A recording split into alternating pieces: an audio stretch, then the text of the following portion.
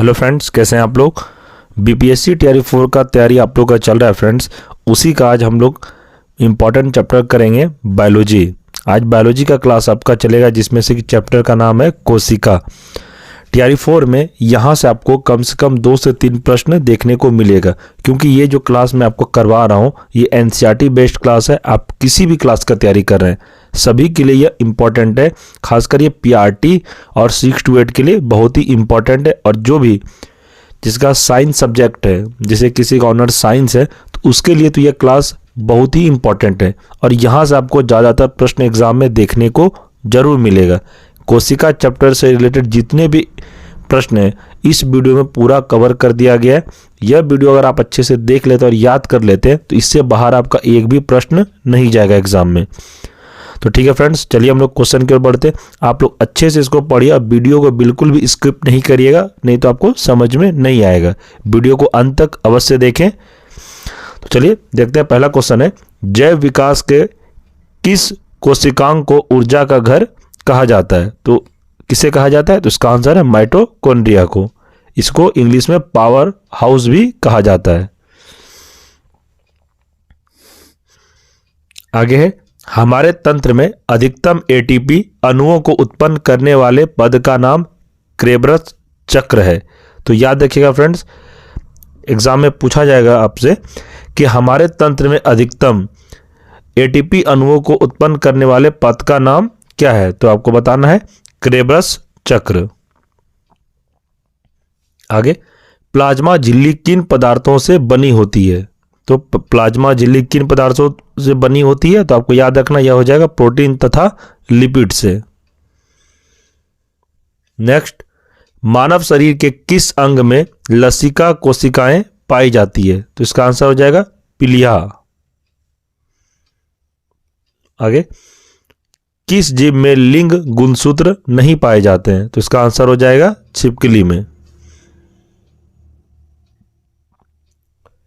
ये सभी प्रश्न दोस्तों ये एग्जाम के लिए बहुत ही इंपॉर्टेंट है आपका, क्योंकि टीआरई 4 में आपको प्रश्न बायोलॉजी से भी ज़्यादा रहेगा। टीआरई 3 तक अभी तक देखा गया है कि एनसीईआरटी से ज़्यादातर प्रश्न एग्जाम में आया है। और यह जो चैप्टर मैं आपको आज करवा रहा हूँ, इस चैप्टर से टीआरई 3 में 2 से 3 प्रश्न आया हुआ था। इसलिए मैं आपको हर टॉपिक अलग अलग करवा रहा हूँ। जो टॉपिक आपको पढ़ने की इच्छा करे आप वो टॉपिक को पढ़िए। ऐसा अगर अलग अलग कराने का रीज़न यह है फ्रेंड्स, क्योंकि अगर आप अलग अलग टॉपिक रहेगा ना तो आपको पढ़ने में भी अच्छा लगेगा। इसलिए मैं सभी का अलग अलग क्लास आपको करवा रहा हूँ। और आज का क्लास आपके लिए बहुत इंपॉर्टेंट है। आज के क्लास से आपका एक भी क्वेश्चन बाहर नहीं जाएगा टीआरई 4 में, ये आप कंफर्म रहिए। और आप जब क्वेश्चन भी पढ़ रहे होंगे तो आपको खुद पता चल रहा होगा ये सब क्वेश्चन एग्जाम में पूछता है। देखते हैं प्रश्न, जंतु कोशिका में अनुपस्थित होती है। तो क्या अनुपस्थित होती है? उपस्थित नहीं, अनुपस्थित, यानी कि प्रेजेंट नहीं है। अब एब्सेंट के बारे में पूछा जा रहा है। तो जंतु कोशिका में अनुपस्थित होती है कौन? तो कोशिका भित्ति। इसका इंग्लिश होगा सेल वॉल। आगे, पीट पिंड कहाँ पाई जाती है? तो पीट पिंड अंडाशय में पाई जाती है। आगे है, प्रक्रमित कोशिका मृत्यु के कोशिकीय और आणविक नियंत्रण को क्या कहते हैं? तो क्या कहते हैं इसको? इसको कहते हैं एपोप्टोसिस। आगे, केंद्रक के अतिरिक्त कोशिका के किस कोशिकांग में डीएनए उपस्थित होता है? तो आपको याद रखना है इसका आंसर है हरित लवक तथा माइटोकॉन्ड्रिया में। फ्रेंड्स, आप बिल्कुल भी हल्के में टीआरई 4 को नहीं लीजिएगा, क्योंकि साइंस पोर्शन से 18 से 20 प्रश्न एग्जाम में देखा गया था। बायोलॉजी मैंने दूसरा है फिजिक्स का। इसके बाद मैं आपको फिजिक्स का स्टार्ट कर दूंगा क्लास। अब बायोलॉजी भी इंपॉर्टेंट है आपके लिए। ऐसा नहीं कि आप बायोलॉजी को हल्के में ले रहे हैं, यहाँ से भी आप बहुत सारा आपको प्रश्न देखने को मिलेगा एग्जाम में। इसलिए मैं आपको टॉपिक वाइज पूरा बायोलॉजी में जितने भी चैप्टर है मैं टोटल आपको करा दूंगा। आप टेंशन फ्री होकर क्लास करिए, एक भी आपका प्रश्न एग्जाम में नहीं छूटेगा, ये मेरा गारंटी है आपसे। अगर मैं जितना आपको पढ़ा रहा हूँ उतना मेरे कहने से आप पढ़ रहे हैं, उतना आपको याद हो जा रहा है, तो आपका एक भी प्रश्न नहीं छूटेगा। और फ्रेंड्स मैं आपको एग्ज़ाम से 1 महीने पहले एक शॉर्ट नोट्स दूंगा सभी सब्जेक्ट का, जिसमें 150 से 200 पेज में वो इम्पॉर्टेंट प्रश्न रहेगा एकदम, जिसको कहते हैं रामबाण। वो देने के बाद आपको वहाँ से कम 60 से 65% प्रश्न आपको वहाँ से देखने को अवश्य मिलेगा। वो सारा प्रश्न एनसीईआरटी का रहेगा। फिलहाल हम लोग ये क्लास करते हैं, वो लास्ट में आपको मिलेगा फ्रेंड्स। अभी देने के बाद आप लोग सिर्फ वही नोट्स के भरोसे रह जाइए और एक्स्ट्रा नहीं पढ़िएगा, इसलिए वो सब लास्ट में दिया जाएगा आपको। आगे है, किसे कोशिका की पहचान थैली कहते हैं, मतलब पाचन थैली कहते हैं। किसे कोशिका की पाचन थैली कहते हैं, तो इसको लाइसोसोम को कहते हैं। आगे, मनुष्य के किस ऊतक में जन्म के पश्चात कोशिका विभाजन नहीं होता है, तो याद रखना है आपको तंत्रिका ऊतक। नेक्स्ट, कौन सा भाग पादप तथा जंतु कोशिका में पाया जाता है, तो इसका आंसर हो जाएगा कोशिका झिल्ली, कोशिका द्रव्य केंद्रक।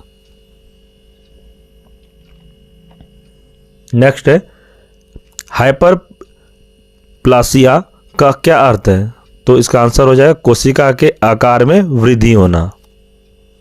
नेक्स्ट, जिन शब्द सर्वप्रथम किसने प्रतिपादित किया था, तो याद रखना फ्रेंड्स आपको, इसका आंसर हो जाएगा जॉनसन ने। आगे है, रिवर्स प्रतिलेखन की खोज किसने की थी, तो याद रखना है आपको, ये टेमिन एवं बाल्टीमोर ने। नेक्स्ट है, जब एक युग्म जीन दूसरे इकाई के प्रभाव को छुपाता है तो इस प्रक्रिया को क्या कहते हैं, तो आपको पता है, इसका आंसर हो जाएगा प्रभाविता। आगे, कोशिका का जीवित अंश जीव द्रव्य कहलाता है, यह किससे मिलकर बना होता है, तो यह किससे मिलकर बना होता है, तो इसका आंसर है कोशिका द्रव्य केंद्रक द्रव्य। आगे है, कौन सा कोशिकांग प्रोटीन संश्लेषण में सहायता करता है, तो इसका आंसर हो जाएगा राइबोसोम। नेक्स्ट, मानव शरीर में गुणसूत्रों की संख्या कितनी है, तो आपको याद रखना है फ्रेंड्स, यह 46 है।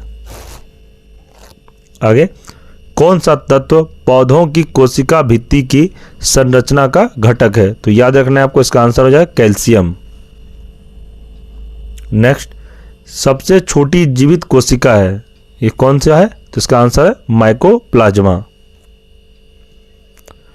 आगे, किसे जीवन का भौतिक आधार माना जाता है, तो किसे जीवन का भौतिक आधार माना जाता है फ्रेंड्स, तो इसका आंसर हो जाएगा जीव द्रव्य को।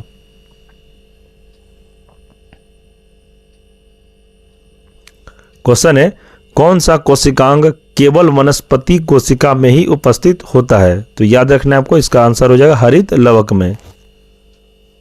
आगे है, द्विनाम पद्धति के जन्मदाता कौन थे, तो याद है आपको, तो याद नहीं है तो याद रखिए इसको, इसका आंसर हो जाएगा कैरोलस लिनियस। आगे, दो कोशिकाओं के मध्य पदार्थों का आवागमन किसके माध्यम से होता है, तो इसका आंसर हो जाएगा जीव द्रव्य तंतु के।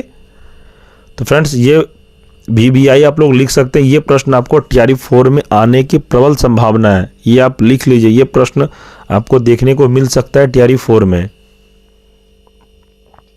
आगे है, किस तत्व के कोशिकाओं में एकत्रित होने से रंध्र खुल जाते हैं, तो इसका आंसर हो जाएगा पोटेशियम, या खुल जाते हैं।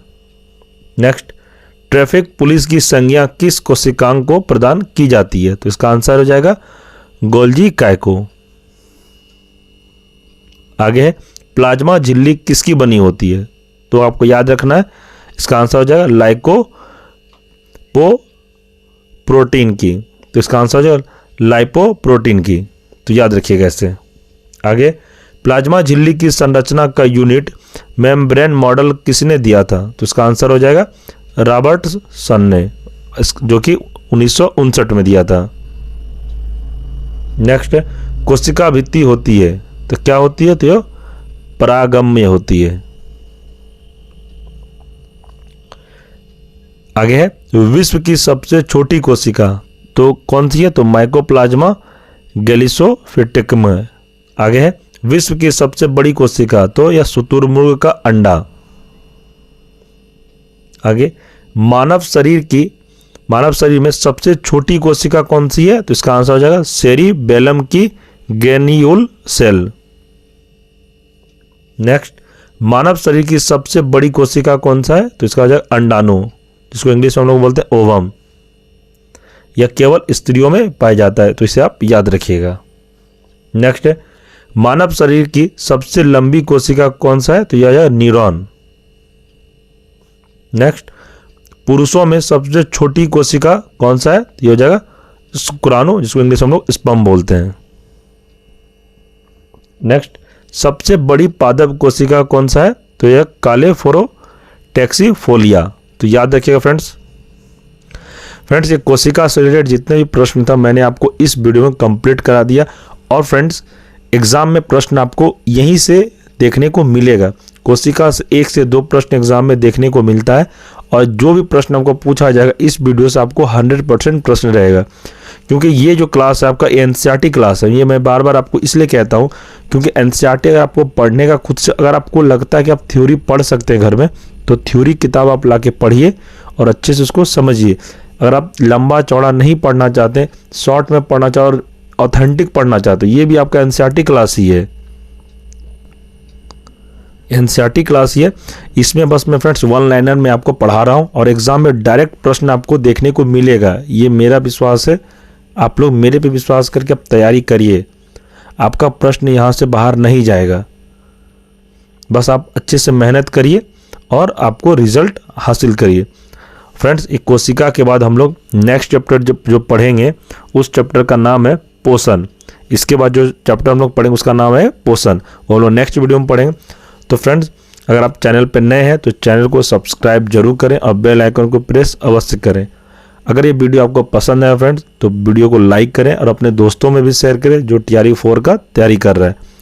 फ्रेंड्स, आपका कोई भी प्रश्न हो, क्वेश्चन हो, आप कमेंट करिए, आपको रिप्लाई दिया जाएगा। आपको किसी भी तरह का डाउट हो वो भी कमेंट करिए। और फ्रेंड्स, आपको किस सब्जेक्ट का क्लास चाहिए कमेंट करके हमें बताइए। आपको किसी भी तरह एग्जाम से रिलेटेड कोई भी क्वेरी हो आप कमेंट करिए, आपको रिप्लाई अवश्य दिया जाएगा। कोई टेंशन नहीं है, आप कितना भी कमेंट करिए, सभी का आपको रिप्लाई दिया जाएगा। मुझे पता है जब स्टूडेंट पढ़ता है तो बहुत तरह का माइंड में आता है कौन सा पढ़ूं कौन सा नहीं पढ़ूं, तो आपको उसका टेंशन नहीं लेना। आपको कुछ भी पूछना हो तो मेरे से पूछ सकते हैं। और फ्रेंड्स, इस क्लास का आपको PDF नोट्स चाहिए जो मेरे द्वारा भी कराया गया क्लास, तो आप टेलीग्राम पर ज्वाइन हो जाइए। वहाँ पे आपको PDF नोट्स स्टडी मटेरियल मिलता रहेगा। इस वीडियो के डिस्क्रिप्शन में टेलीग्राम का लिंक दे दिया जाएगा, आप टेलीग्राम को ज्वाइन अवश्य करें। तो ठीक है फ्रेंड्स, नेक्स्ट वीडियो मिलते हैं हम लोग, तब तक के लिए धन्यवाद।